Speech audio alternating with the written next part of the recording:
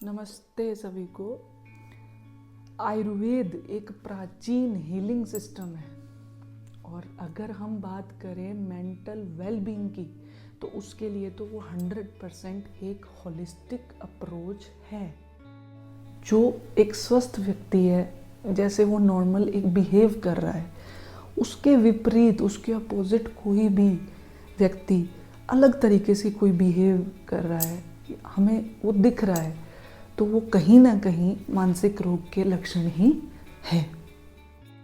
अब जैसे कोई शारीरिक रोग होता है, अपन को बुखार होता है, पेट दर्द होता है, कोई भी इस प्रकार की बीमारी होती है, तो हम क्या करते हैं? डॉक्टर के पास जाते हैं ना, चिकित्सक के पास जाते हैं। ऐसे ही ये भी एक ऐसी बीमारी है, मेंटल इलनेस, जिसमें हमें थोड़ा भी डाउट हो कि मैं मानसिक रोग से ग्रसित हूँ, तो हमें उसके लिए भी चिकित्सक और औषधि यानी डॉक्टर और मेडिसिन्स और ट्रीटमेंट का सहारा लेना पड़ेगा। ये बिना सोचे कि मुझे क्या हो गया है, मैं पागल तो नहीं हो गया, या मुझे ये सब क्या हो रहा है, मेरे साथ आज तक तो ये सब नहीं होता था, या मुझे बहुत टाइम से ऐसा हो रहा है, तो आपको चिकित्सक के पास, डॉक्टर के पास जाना ही पड़ेगा। अब पता कैसे चलेगा कि हमें मेंटल इलनेस है? तो उसका कोई सीटी स्कैन, कोई एमआरआई, एक्सरे, कोई ब्लड टेस्ट, कोई सीबीसी ऐसी टाइप की रिपोर्ट टेस्ट नहीं होते हैं। हमें सिम्टम्स और परसेप्शन के बेस पे पता लगता है कि हमें कौन सा मेंटल इलनेस है। ये भी होता है कि एंग्जाइटी है, डिप्रेशन है, स्ट्रेस है, सिजोफ्रेनिया है, बाइपोलर है, किस प्रकार का मेंटल इलनेस हमको है।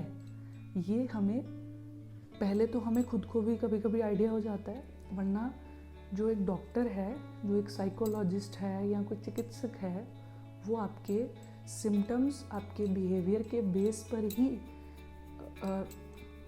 डायग्नोज कर पाएगा कि आपको किस टाइप का मेंटल इलनेस है या है भी।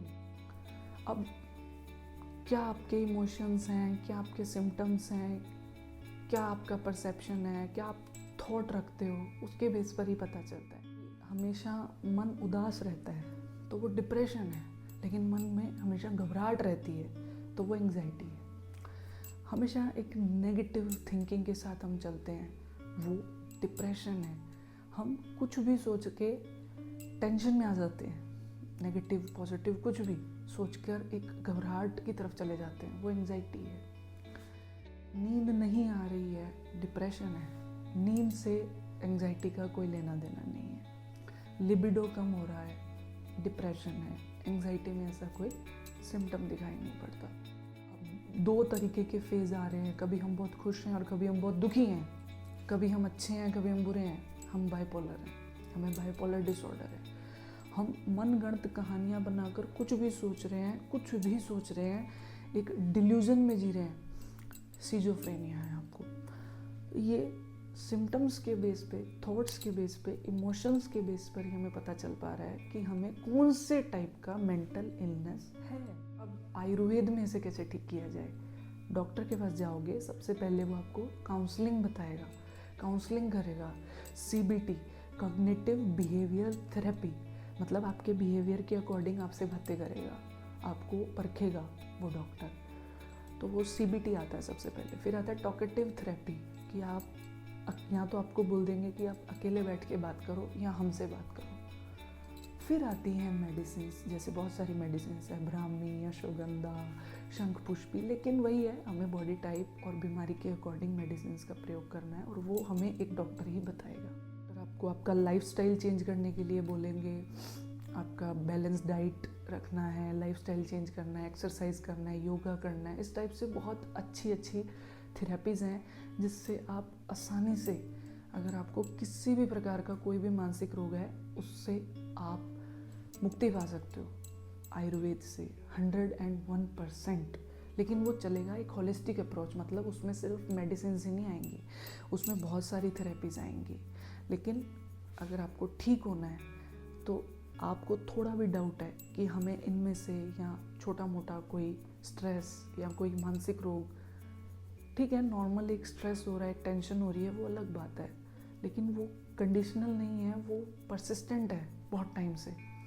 तो हमें उसका इलाज करना चाहिए। तो आप गूगल करने से अच्छा, ज़्यादा सोचने से अच्छा आयुर्वेद को चुनो, आयुर्वेद की तरफ जाओ। आपको ठीक होना है तो, अगर आपको ठीक ही नहीं होना है और आपने ठान लिया है कि मुझे 2 चीज़ें ठान ली है कि नहीं मुझे तो कुछ है ही नहीं, लेकिन आपको पता है आपको कुछ है, आपको कोई मानसिक रोग है, लेकिन आप मानने को ही तैयार नहीं हो, तो फिर उसका कुछ नहीं हो सकता। या फिर अगर आपको लग रहा है कि नहीं इसका कोई इलाज ही नहीं है, तो भी आप गलत हो, क्योंकि इलाज तो है और इसका इलाज आयुर्वेद में 100% है। तो मेंटल इलनेस से ग्रसित लोगों के लिए ये वीडियो है, लेकिन उसके अलावा ये वीडियो यूथ के लिए भी है, क्योंकि हम देख रहे हैं 85% यूथ मेंटल इलनेस का शिकार हो रहा है। कोई पढ़ाई, कोई करियर, कोई पेरेंट्स, कोई पर्सनल लाइफ, किसी की भी वजह से हो रहा है। तो आप अपने कमेंट्स में मुझे बताओ। तो आप हमें डीएम भी कर सकते हो कि आप कमेंट्स में नहीं पूछ सकते हो कोई चीज़ या ओपन में नहीं पूछ सकते हो, तो आप हमें डीएम करो, आप हमसे बात करो। अगर आप लगता है कि हाँ आपको किसी थेरेपी की ज़रूरत है तो हम थेरेपी सजेस्ट करेंगे। आपको किसी ट्रीटमेंट में मेडिसिन की ज़रूरत है तो हम मेडिसिन सजेस्ट करेंगे। और अपना ध्यान रखिए, क्योंकि सिर्फ शारीरिक रोग ही दुख का कारण नहीं होते हैं, मानसिक रोग भी दुख का कारण होते हैं और बल्कि ज़्यादा होते हैं। तो धन्यवाद।